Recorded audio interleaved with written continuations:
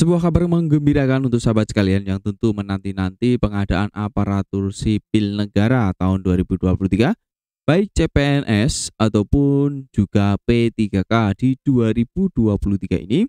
Dan ini akan segera dirilis. Ya, ini kita akan bahas pada surat yang teman-teman lihat di sini ya. Tentu setelah kita intro dulu.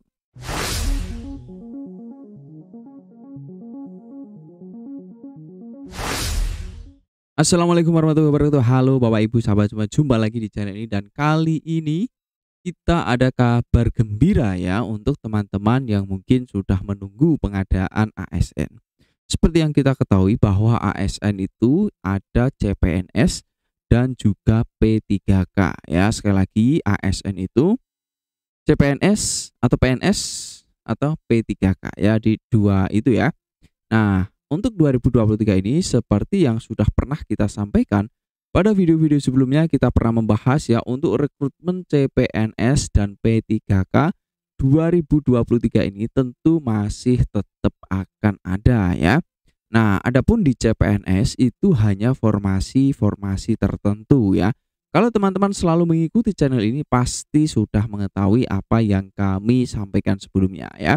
Dan kita langsung saja meluncur pada sebuah berita atau sebuah surat yang ini menjadi sebuah awal ya berita berkaitan dengan alur rekrutmen ASN di 2023 ini. Jadi teman-teman pastikan simak baik-baik ya pada video ini agar teman-teman bisa mendapatkan poin dan juga mendapatkan informasi referensi yang bermanfaat. Oke. Jadi di sini ya surat pengadaan aparatur sipil negara tahun 2023 teman-teman ya. Nah, seperti yang teman-teman lihat di sini ya, bahwa pengadaan ASN ini ya, ini tertanggal 14 Maret 2023. Jadi surat ini ditujukan kepada siapa? Kepada para pejabat pembina kepegawaian, instansi pusat dan juga instansi daerah ya. Nah, kalau yang pertama ini pembina kepegawaian instansi pusat ya biasanya kan ada kementerian ya. Dan juga kalau instansi daerah ya bisa bupati atau gubernur untuk instansi provinsi. Nah, langsung saja kita langsung menuju kepada poinnya. Dalam rangka pemenuhan kebutuhan ASN di lingkungan instansi ya, maka setiap instansi pemerintah wajib menyusun kebutuhan jumlah dan jenis ya jabatan aparatur sipil negara yang mendukung pencapaian tujuan instansi pemerintah dengan penetapan Menteri Pan-RB sebagaimana diatur dalam UU Nomor 5 Tahun 2014 ya, dan juga peraturan-peraturan Nomor 11 Tahun 2017 junto peraturan pemerintah Nomor 17 ya tentang manajemen PNS dan seterusnya. Ini saya rasa peraturan ini teman-teman tidak perlu begitu detail memahami ya, langsung saja kita melihat poin intinya ya. Usulan kebutuhan ASN ini harus memperhatikan ketersediaan anggaran dalam APBN dengan prinsip zero growth. Ya, ini prinsipnya ya. Kecuali untuk pemenuhan ASN bidang layanan dasar ya, baik pendidikan dan juga kesehatan ya. Jadi memang pendidikan dan kesehatan ini masih menjadi sebuah prioritas ya, yang tentu teman-teman ketahui sendiri ya. Ya, sekarang ini apalagi yang guru ya kemarin baru saja diumumkan dan ini tentu bersiap-siap ya teman-teman yang belum lulus ya. Jadi akan menantikan hal ini ya. Nah, sesuai dengan peraturan masing-masing ya ditetapkan sesuai ketersediaan instrumen seleksi. Adapun yang perhatikan adalah ini untuk instansi pusat ya. Instansi pusat tadi ya ada kementerian ya, kemudian badan-badan ya, pemerintahan ya.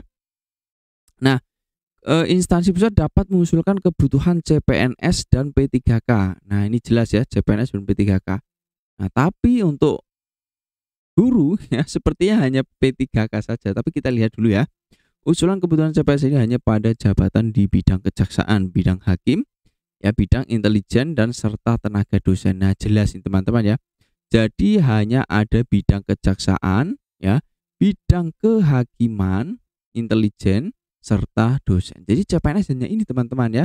CPNS sekali lagi hanya ada di formasi ini. Untuk yang lain tentu bisa kita simpulkan yang lain adalah P3K. Nah, merujuk huruf A, kebutuhan CPNS untuk jabatan pelaksana berpedoman pada Permen Pan RB nomor 45 tahun 2000 Kemenpan RB ya 1103 tahun 2022 ya. Nah, untuk CPNS ya. Lalu kebutuhan tenaga dosen ya, ini untuk dosen saya rasa ini jelas ya.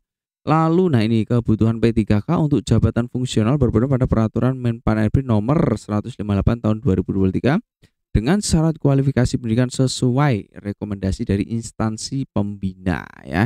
Jadi ini kuncinya adalah syarat kualifikasi pendidikan sesuai rekomendasi. Jadi instansi pembina ya, pejabat pembina kepegawaian dari kementerian atau instansi pusat ini punya andil besar di sini. Lalu kebutuhan tenaga kesehatan merujuk pada data kebutuhan dari Kemenkes ya, tenan. Ini ya jelas. Tenaga kesehatan ya. Lalu instansi daerah, nah ini dia instansi daerah. Usulan berdasarkan pada jabatan yang telah ditetapkan oleh PPK pejabat pembina kepegawaian dan memperhatikan jumlah ASN yang memasuki usia pensiun 2023. Nah, kondisi geografis daerah, rasio jumlah ASN, rasio alokasi anggaran belanja pegawai serta ketersediaan kemampuan anggaran dengan ketentuan sebagai berikut. Nah, yang pertama, usulan kebutuhan P3K diperlukan untuk memenuhi kebutuhan pegawai di bidang layanan dasar lagi-lagi ya. Nah, jadi untuk instansi daerah ya, instansi daerah ini ya memenuhi kebutuhan layanan dasar dan kesehatan ya pada satuan unit kerja di daerah terpencil, tertinggal dan terluar. Usulan kebutuhan P3 diutamakan bagi unit kerja dalam pengadaan ASN tahun 2022 tidak mendapat alokasi tambahan pegawai baru. Wah, ini menarik ya. Jadi sekali lagi usulan kebutuhan P3K diutamakan bagi satuan unit kerja yang dalam ASN 2022 kemarin tidak mendapatkan alokasi. Jadi yang kemarin di 2022 itu ya, itu teman-teman banyak yang mengadu daerah saya nggak ada formasi ya. Nah, ini diutamakan teman-teman ya, diutamakan. Nah, lalu usulan kebutuhan P3K untuk jabatan fungsional berpedoman pada peraturan. Nah, ini pedomannya dengan syarat kualifikasi pendidikan sesuai rekomendasi instansi pembina. Jadi, kualifikasi pendidikan tentu ya kembali lagi ada peran penting dari instansi pembina. Kebutuhan tenaga guru merujuk pada kebutuhan Kemendikbud ini. Ya, jadi Kemendikbud ya jelas ini ya untuk teman-teman yang mau mendaftar P3K guru. Perhatikan juga ya, bersiap-siap dan kebutuhan tenaga kesehatan itu di Kemenkes. Nah, instansi pemerintah mengusulkan kebutuhan ASN yang memuat data terkait struktur organisasi, analisis ya dan seterusnya. Nah, ini untuk usulan dan masa hubungan perjanjian ini melalui aplikasi e-formasi ya. Jadi e-formasi ini mulai 20 Maret ya sampai 30 April teman-teman. Instansi wajib melengkapi dokumen, ini dokumennya. Nah, ini instansi ya, bukan teman-teman karena ini masih tahapan persiapan melalui peta jabatan, usulan kebutuhan, ya, rincian usulan, ya, surat kesanggupan pembayaran gaji dan seterusnya ya. Kemudian kelengkapan dokumen ini ya dimasukkan pada e-formasi ya 30 April. Nah, Juknis ini dapat diakses di e-formasi, tentu ini akses dari pejabat pembina kepegawaian setempat biasanya pada badan kepegawaian daerah ya. Biasanya seperti itu ya. Jadi kalau misalkan ini ya diterkankan tidak melaksanakan pengadaan ya, kalau instansi tidak menyampaikan usulan sampai dengan waktu yang ditentukan ya, jelas ini ya. Nah, ini kalau tidak menyampaikan usulan maka dianggap tidak mengadakan ya. Mudah-mudahan di daerah teman-teman ya tetap pengadaan ya untuk formasi baik CPNS atau P3K sesuai dengan yang ada di surat ini. Jadi dimaksimalkan lah. Kalau di formasi guru ya sudah jelas tidak ada CPNS ya.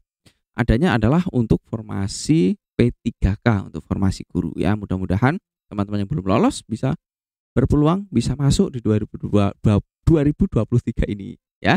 Sekian dulu dan tonton video kami yang lain biar teman-teman juga mendapatkan referensi informasi yang bermanfaat.